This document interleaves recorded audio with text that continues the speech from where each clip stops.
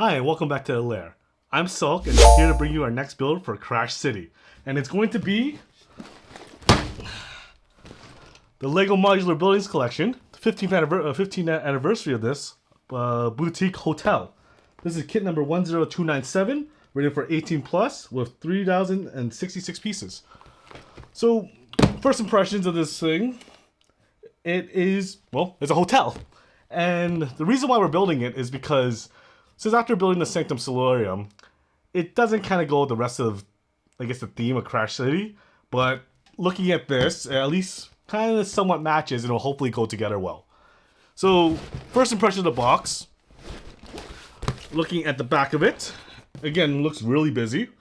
It comes with looks like 8 minifigures, doormans, concierges, everything that sort of thing, and a few tourists. Also, looking at it, has people making beds, bathtubs, again, everything a hotel would need. And the size of this thing is 25 centimeters wide and stands at about 33 centimeters tall. So this is a modular building, so again, it has to be built floor by floor, and each little floor has its own little details inside. So, can't wait to get started, so let's get into it.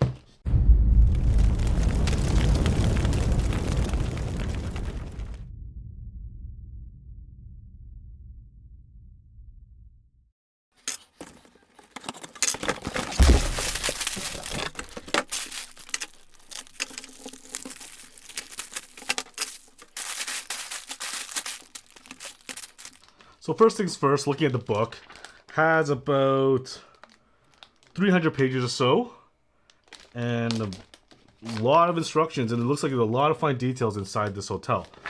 And looks like about at least 14 bags or so. So yeah. So again, we are using a Mills plate system, so we'll be getting rid of this base plate that comes with it, and using one of our own. So it would actually fit very well with the rest of the city. So, let's get started.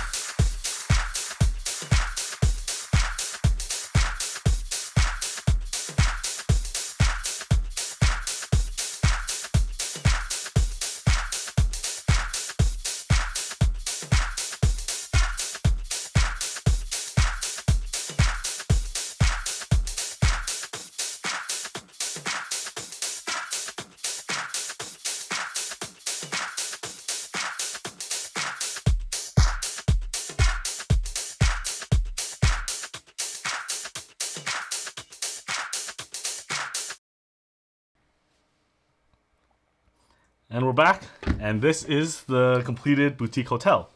So just like a little spin around, a little spin around here. And yeah, this is actually my first building that is actually a corner build. So that was actually pretty interesting in itself alone because, again, most of the modular buildings I've done so far are all been boxes. And again, it makes it very unique, especially the way it designed. I'll go into it later, but it's just how the shape of it. It's as most of the other buildings get a little bit monotonous because it's just a square that goes all the way up. But this one, the corner and the design at the top makes it very interesting how they actually put it all together to get the angle of how it sits. And also interesting, and also in this thing, it actually has a art museum right beside it, which I'll get into a little bit later, and has all these little tiny little art pieces inside, which is, again, to me is actually pretty cool. So also, this is the first building that actually has all the little foliage just integrated into the outside of it to add a little bit of flavor to it.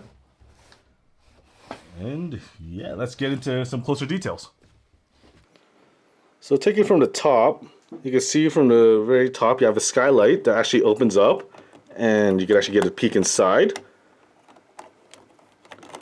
And a nice spire here, which is actually pretty interesting to build because first one actually has its own individual spire, I guess you call it. Because again, on the last building I did with one of these was the Haunted Mansion. It kind of was just, I don't know, to me it seemed pretty bland. But this one has a lot more, I guess, character to it. And also the decor, they repurpose these little snake things, I guess from another set, and just painted it black to make the chain fence around everything. And also these little grates here are actually for structural integrity of the roof itself, because when I flip it over, you can see in order to get the angle, as I was speaking before, they need to put these little binding pieces together to actually get to make sure it actually stays at an angle. So going on to the top floor, you have the master suite. So it comes with a bed right there, a nice little, I guess, a king bed, a drawer that actually opens up, a sofa, a TV with something always playing on, and an actual master bath as well. You see sink and toilet. Also, the door opens up to the balcony. Yeah. Going on to the second floor, we have two different bedrooms in here. Yeah, one obviously bigger than the other one. So here's a little tiny bedroom, which has a chair and a little drawer system here, and a carpet. And then you have the bigger bedroom with the typewriter, your bed, and yeah, another actual cabinet as well that opens up. No washroom though, but yeah, I guess you can't fit everything in here. Also, every single one of these windows can pop open, but it doesn't have a door like the top floor. But it does have a door, an actual little mini suite that opens up as well. And the decor outside actually has these little chains. And from another previous set, these are actually repurposed handcuffs, just painted black. So it adds a little bit of design to it. And flags on the outside. On the next floor, on the ground floor, you have the concierge, some abstract art, and a sofa. What annoyed me the most about the build is that the actual tiling itself. I made quite a few mistakes because, again, you get one out of position, the entire thing just goes to naught. And yeah, taking them off the base plate is annoying in itself as it is. So you can see here, every single one of these keys can actually come out, and you can actually give it to all your little minifigures to make it look like they're all getting keys from people. And it actually has a guest book too, which has random signatures in it. So that's actually the hotel itself, and then we're going to go into the art museum. So here's the top floor of it. As you can see, there's a little sitting area with a little bar and a little palm tree. It's actually first time building one of these palm trees. It's actually it was pretty fun to let's just put it that way, because again, there's so much detail in actually adding every single one of these little pieces together and then actually adding all the leaves on top afterwards. And here's the actual stairway up to it and the actual gate itself. So all this is actually pretty, like by itself seems pretty flimsy, but when it's finally put together, it actually looks really nice. So let's go into the museum itself. So you have the front desk area. You have some abstract piece here, which I have no idea who designed that, but looks pretty cool. A nice little glass piece, so I'll take it out here. Again, I don't understand abstract art, so I don't know what's supposed to represent, but to me it looks cool. And they have their own little take on, again, I'm going to butcher this name, Piet Mondrian art, a famous art piece that's just all blocks. Again, don't understand abstract art, but still looks nice. And also a little place to hold a hat. I have no idea why that's there, but again, it takes a smarter man than me to figure that one out. And yeah, that's the art museum.